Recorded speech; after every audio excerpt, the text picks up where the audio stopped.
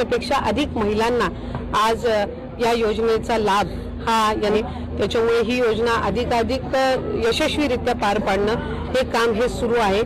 ज्या महिला स्वतःहून व्हॉलंटरीली स्वतःहून पुढे येऊन या योजनेमध्ये आम्ही पात्र आता नाही आहोत, आमचं लग्न झालेलं आहे, आम्ही आता इतर राज्यांमध्ये वास्तव्य करायला गेलेलो आहोत किंवा आमचं उत्पन्न वाढलेलं आहे, सरकारी नोकरी लागलेली आहे, आम्ही नवीन वाहन घेतलेलं आहे, या विविध कारणांमध्ये स्वतःहून येऊन विभागाकडे ज्या इच्छा प्रकट करतात की आम्ही ह्या योजनेमध्ये पात्र नाही आहोत, त्या जे काही 4-4.5 हजार असतील त्या संदर्भातलाच त्या जी काही रिफंड घेण्याची प्रक्रिया आहे त्याला आम्ही जिल्हा जे अर्थ नियोजन विभाग आहे यासोबत आम्ही त्याच्यामध्ये समन्वय साधत आहोत। या व्यतिरिक्त कुठल्याही लाडक्या बहिणीचा लाभ परत घेण्याच्या दृष्टिकोनातून कुठलीही निर्णय, कुठलीही चर्चा, कुठलाही अशा पद्धतीची कारवाई झालेली नाहीये।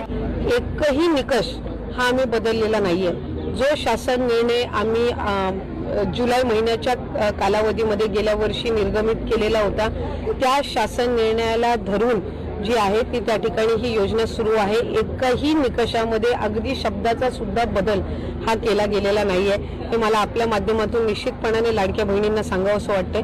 आम्ही गेल्या 3 दिवसापासून ज्या अशा बातम्या काही मोठ्या प्रमाणात ते बातम्या वेगवेगळ्या अफवा पसरवण्याच्या सुरुवातीपासूनच या योजनेच्या संदर्भातलं सुरू आहे।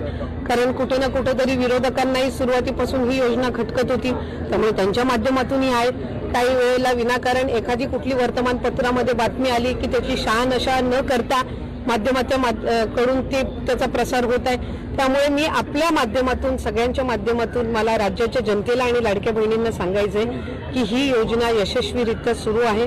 कुठेही आम्ही कुठल्याही पद्धतीने जबरदस्ती कोणाचा लाभ मागे परत घेण्याच्या संदर्भातला कुठलाही निर्णय घेतलेला नाही आणि त्या संदर्भातली कुठलीही कारवाई करण्यात आलेली नाहीये।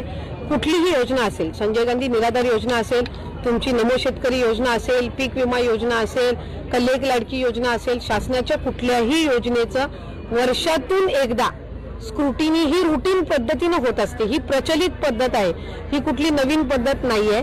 या योजनेला म्हणजे लाडकी बहीण योजनेला आणखीन एकही वर्ष झालेलं नसल्यामुळे सगळ्यांना वाटतंय की ही काहीतरी नवीन प्रक्रिया आहे।